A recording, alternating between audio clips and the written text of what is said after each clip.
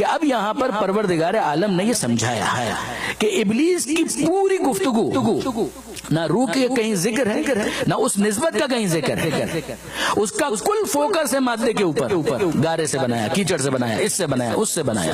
میں آپ کی خدمت میں عرض کروں، بہت سے افراد کو یہ بات سمجھ میں نہیں آتی۔ ہمارے مراسم اعضاء اس کے اندر تابوت ہے، علم ہے، یہ تمام تر چیزیں کیا ہیں کہ شبیہ ہیں۔ شبیہ کیا ہوتا ہے؟ شبیہ کیا چیز ہوتی ہے؟ ظاہر ہے کہ جس کو نسبت کا احترام نہیں معلوم وہ یہ سوال کرے گا کہ شبیہ کیا چیز ہوتی ہے۔ یعنی اگر میں بہت محتاط الفاظ میں یہ کہنا چاہوں تو شاید یہ کہنے کا مجھے حق ہوگا کہ جو ابلیس کے پیروکار ہیں انہیں شبیہ کا احترام سمجھ میں نہیں آ سکتا۔ میں کوئی گستاخی نہیں کرنا چاہتا، لیکن آپ قرآن مجید کی ان آیتوں کی روشنی میں دیکھ لیجئے تو اصول ہمارے سامنے بالکل واضح ہے۔ نہیں، میں فردر ایلوبریٹ کرتا ہوں۔ دیکھیے برادران عزیز، مجھے یاد ہے کراچی کی میں بات کر رہا ہوں، مومن تھے، میں ان کا نام بھی نہیں لوں گا آپ کے سامنے، ہو سکتا ہے آپ میں سے بعض افراد ان کو جانتے ہوں، میں نام نہیں لوں گا۔ بزرگ تھے اور کئی چیزوں میں ڈسکس کرتے تھے، اور اب انتقال بھی ہو گیا ہے، خدا ان کے درجات کو بلند کرے۔ تو انہوں نے ایک دفعہ مجھ سے یہ کہا تھا کہ داؤدانی صاحب یہ ہم کو سمجھ میں نہیں آتا، وہ اپنے انداز میں وہ کہہ رہے تھے کہ یہ ہم کو سمجھ میں نہیں آتا کہ یہ جو چیزیں ہیں نا بہت زیادہ یہ جو بنا لی ہیں۔ اب میں ان کے الفاظ بھی اس طریقے سے کوٹ نہیں کرنا چاہتا، تو میں نے ان کو یہ کہا کہ آپ مجھے ایک بات بتائیے، احترام بھی کرتے تھے بہت زیادہ، ایک بات بتائیے، آپ کے والدین کا انتقال ہو چکا کا کوئی یادگار؟ کہا کہ ہاں، میرے گھر میں ان کی تصویریں ہیں، فریم کے اندر میں نے اپنی والدہ کی تصویر، اپنے والد کی تصویر، اس کو محفوظ کر کے لگایا ہوا ہے۔ میں نے کہا بہت اچھی بات ہے، مجھے صرف اتنا بتائیے اگر میں آپ کے گھر میں آؤں تو آپ مجھے ویلکم کریں گے؟ کہا بالکل، میری خوش نصیبی ہوگی۔ اور کہا میں اگر آپ کے والد کی تصویر کو اٹھاؤں، زمین پر پھینکوں اور پھر اس کے بعد پیروں سے اسے روند دوں تو پھر آپ میرے ساتھ کیا کریں گے؟ تو جو انہوں نے کہا اس کا خلاصہ یہ ہے کہ آپ تصویر کو زمین پر پھینکیں گے، میں آپ کو گھر سے باہر پھینکوا دوں گا۔ تو میں نے ان سے دوسرا سوال کیا، یہ بتائیے کہ جو میں نے پھینکا ہے وہ آپ کے والد کو تو نہیں پھینکا؟ آپ مجھے انصاف سے بتائیے، میں نے آپ کے والد کو تو نہیں پھینکا، میں نے یہ گستاخی تو نہیں کی، میں نے آپ کے والد کی تصویر، وہ تصویر کیا ہے؟ لکڑی کا ایک فریم ہے، لکڑی ہی کا تو ہے، لکڑی ہی کا تو ایک فریم ہے۔ اچھا اس فریم کے اندر لگا ہوا کیا ہے؟ کاغذ، وہ کاغذ ہی تو ہے، لکڑی کو پھینکا ہے اور کاغذ کو پھینکا ہے۔ آپ اتنا سخت ایکشن میرے خلاف لینے جا رہے ہیں، میری تصویر کے خلاف نہیں۔ آپ میرے بارے میں کہہ رہے ہیں، تھوڑی دیر پہلے آپ کہہ رہے تھے آپ گھر میں آئیں گے، ویلکم کریں گے، آپ کو سرو کریں گے، آپ کو ڈنر پہ بلائیں گے، یہ کریں گے، وہ کریں گے، اور جہاں میں نے یہ کہا کہ آپ کے والد کی تصویر کو اگر میں پھینک دوں زمین کے اوپر تو آپ مجھے گھر سے باہر پھینکوا دیں گے، کا وجہ کیا ہے؟ کہا کہ وہ میرے والد کی تصویر ہے۔ میں کہا والد تو نہیں ہے، کہا کہ کی کچھ آ گیا تو اس کا مطلب اضافت ہی تو ہے، کہا کہ کی کا مطلب ہی یہ ہے کہ کوئی اضافت ہے۔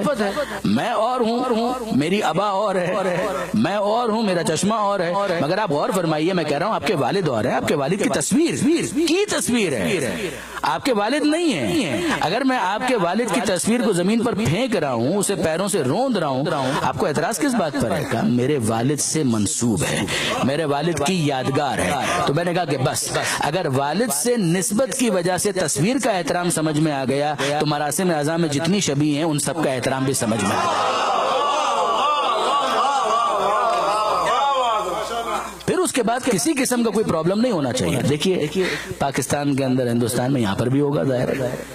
ایک بات بتائیے، یہ کپڑا تو کپڑا ہی ہوتا ہے، آپ بازار سے خرید کر لے، یہ تھان بکتے ہیں، لوگ خریدتے ہیں، گھر لے جاتے ہیں، کوئی ادھر پھینک دیتا ہے، کوئی ادھر پھینک دیتا ہے، کبرڈ کے اندر رکھ دیا، وارڈروب میں کہیں بھی رکھ دیا آپ نے۔ آپ دکان پر جائیں، ڈھیروں کپڑا پڑا ہوا، کوئی اس کی رسپیکٹ نہیں، کچھ بھی نہیں، مگر آپ اسی کپڑے کو اٹھا کر لے کر آئے اور اس کے اوپر آپ نے پاکستان کا جھنڈا بنا دیا۔ اب اگر آپ اس کو پھینکیں گے تو مجھے بتائیے جتنے پاکستانی ہیں ان کی غیرت جاگے گی یا نہیں جاگے گی؟ ظاہر ہے کہ ہندوستان کے ہمارے دوست ہیں، شاید وہ اتنے سینسیٹیو نہ ہو پاکستان کے جھنڈے کے حوالے سے۔ ہندوستان کا ترنگا ہے وہ کسی نے بنا دیا، تو اب جتنے بھی انڈینز ہیں وہ سارے کے سارے سینسیٹیو ہو جائیں گے، ریگارڈلیس کہ وہ مسلمان ہو، ہندو ہو، کرسچن ہو، کوئی بھی ہو۔ اس کا مطلب یہ ہے کہ عقل انسانی کا فیصلہ یہ ہے کہ انسانی جذبات کی قدر ہونی چاہیے، کہ جذبات اگر کسی موقع پر کسی نسبت کے احترام کے حوالے سے ایک حساسیت رکھتے ہیں تو پھر اس کا احترام ہونا چاہیے. آپ غور فرمائیے، پاکستان کا پرچم ایک عام کپڑے کے اوپر بنا ہے، اس کا احترام سمجھ میں آ گیا. ہندوستان کا پرچم ایک عام کپڑے کے اوپر بنا ہوا ہے، اب وہ عام کپڑا نہیں رہا، وہ خاص ہو گیا. وہی والی بات، یہ عام ناکہ نہیں ہے، یہ خاص ہو گیا. یہ عام گھر نہیں ہے، یہ خاص ہو گیا. بالکل اسی طریقے سے ایک بات بتائیے کہ اگر عام کپڑے کے اوپر پاکستان کا جھنڈا بنا دیا جائے تو وہ خاص ہو جاتا ہے. عام کپڑے کے اوپر ہندوستان کا پرچم بنا دیا جائے وہ خاص ہو جاتا ہے. اب اگر عام کپڑے کو عباس کا علم بنا دیا جائے تو وہ خاص کیوں نہیں ہوگا؟ جو انسان اس مرحلے پر اپنی رسپیکٹ شو کر رہا ہے، آنر شو کر رہا ہے، کیا وہ صرف اس کپڑے کی وجہ سے ہے؟ قطعاً ایسا نہیں ہے. اس کپڑے کو دیکھ کر جب وہ علم بن جاتا ہے تو وہ علم یاد آتا ہے جو عباس کے ہاتھ میں تھا، اور جب عباس کے ہاتھ میں موجود علم یاد آتا ہے تو خود عباس یاد آتے ہیں. جب عباس یاد آتے ہیں تو عباس کی وفا یاد آتی ہے. جس کے عباس وفادار تھے وہ کون تھا؟ وہ حسین یاد آتا ہے. وہ حسین کس کا اپنا تھا؟ جسے رسول نے منیت کی منزل پر فیض کیا تھا، وہ رسول یاد آتا ہے، علی یاد آتے ہیں، زہرا یاد آتی ہے. یہ تمام تر سلسلہ آپس میں متصل بھی ہے، مسلسل بھی ہے.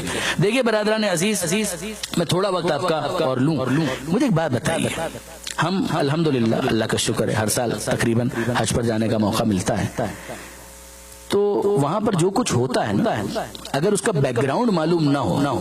علامہ رشید ترابی صاحب کا بہت پیارا جملہ ہے، وہ انہوں نے کہا تھا ایک مرتبہ، میرے الفاظ ہے، مطلب ان کا ہے کہ اگر پس منظر معلوم نہ ہو تو صفا اور مروہ کے درمیان جتنے افراد صحیح کر رہے ہیں نا، جتنے افراد صحیح کر رہے ہیں، اگر بیک گراؤنڈ معلوم نہ ہو، پس منظر معلوم نہ ہو، اور غیر مسلم دیکھے تو وہ کہے گا دیوانے ہیں،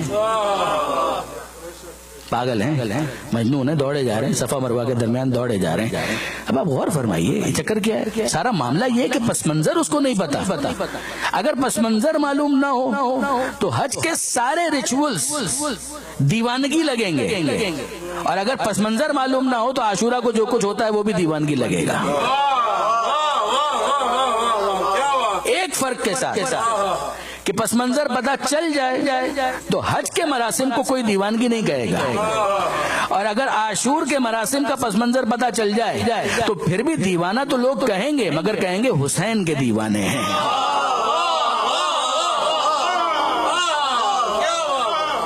درود بھیجے گا محمد و آل محمد.